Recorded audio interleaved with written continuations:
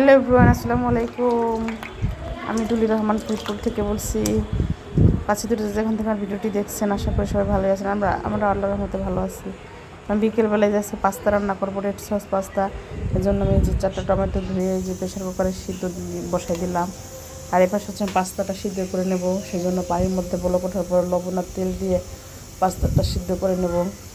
এই তেল দিলাম, তেলটা দিলে পাস্তাটা ঝরঝরায়, এই জন্য আমি এইভাবে পাস্তাটা সিদ্ধ করে নেব। পাস্তাগুলো দিয়ে দিলে, পাস্তাগুলো একদমই ভালো না, একটু খোলা পাস্তা। আমি তো সবসময় প্যাকেটের পাস্তা ইউজ করি, কখনো খোলা পাস্তা কিনে নিতে। এবার কিনে একদম বোকা হয়ে গেছি। পাস্তাটা রান্না সিদ্ধ হওয়ার সাথে সাথে ফেটে ভেঙে গিয়েছিলো।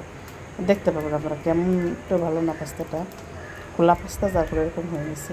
তো সিদ্ধ হওয়ার পর আমি এটা ছাঁকনিতে ঢেলে রাখছি। এখন আমি যে পাস্তাটা রান্না করব, এই জন্য প্যানে আমি একটা কড়াই দিয়ে এটার মধ্যে সামান্য পরিমাণ তেল দিয়ে আর বাটার দিয়ে দিব। বাটার দিতে হবে, বাটার দিলে পাস্তাটা খেতে মজা হয়। এই জন্য আমি যে বাটার দিয়ে দিলাম, তো বাটারটা গলার পরে এখন আমি রসুন কুচি দিয়ে দিব। রসুন কুচি দিয়ে দেওয়ার পরে নাড়া দিয়ে তারপরে আমি এর মধ্যে দিয়ে দিব পেঁয়াজ কুচি, অল্প পরিমাণে পেঁয়াজ দিয়ে দিব।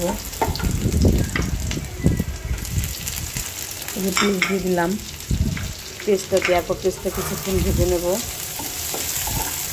পেস্টটা কিছুক্ষণ ভেজে তারপরে আমি এর মধ্যে দিব যে টমেটো, যেটা আমি সুন্দর করে সিদ্ধ করে ব্লেন্ড করে রেখেছিলাম, ওইটা এর মধ্যে দিয়ে দিব।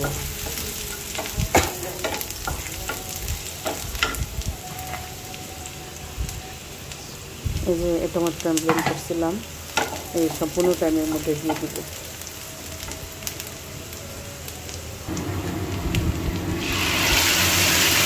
দিয়ে তারপরে যে আমি একটু ভালো করে মিক্স করে নেব টমেটোটা, রসুন আর পেঁয়াজের সঙ্গে মিক্স করে নিতে হবে। এভাবে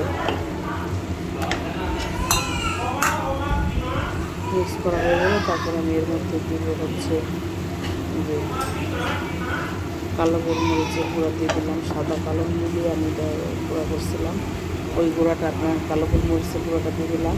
এখন দিয়ে দেবো এটা হচ্ছে অরিগানো দিয়ে দিব। অরিগানো দিতে হবে, তার সাথে একটা ফ্লেভার অ্যাড হয়, যেটাও দিয়ে দিলাম।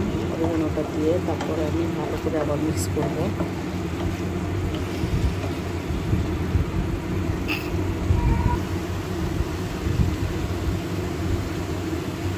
এই দিয়ে দিলাম চিলি ফ্লেক্স বেশি করে দিলাম, ঝাল পাস্তা ভালো লাগে। তো ভিডিওটা যারা দেখা শুরু করছেন আপনি লাইক দিয়ে দেখা শুরু করবেন, আর যদি ভালো লাগে তাহলে চ্যানেলটা প্লিজ সাবস্ক্রাইব করে দেবেন।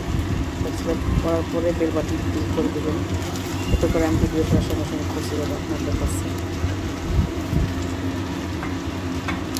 আমি পাস্তাগুলো দিয়ে দিয়েছি। পাস্তাগুলো দেওয়ার পরে এখন আমি দিয়ে দিলাম ওই যে টমেটো সস দিয়ে দিলাম। এই যে পাস্তাটা দেখছেন তো ভাঙা হয়ে গেছে, খোলা পাস্তা, যার পরে এরকম হয়েছে। পাস্তাটা এতটাও ভালো না, কেয়ার করা যায়। যদি একটু করছে আমি টেস্ট ভিডিও দিতে পারিনি, একটু ব্যস্ত ছিলাম কাজ নিয়ে, এই জন্য।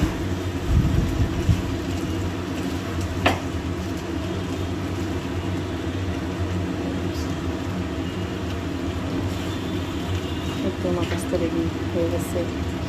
তারপরে আমি টমেটো চিজ দিব, চিজ দিয়ে রান্না। সবাই ভাবে আসসালামু আলাইকুম।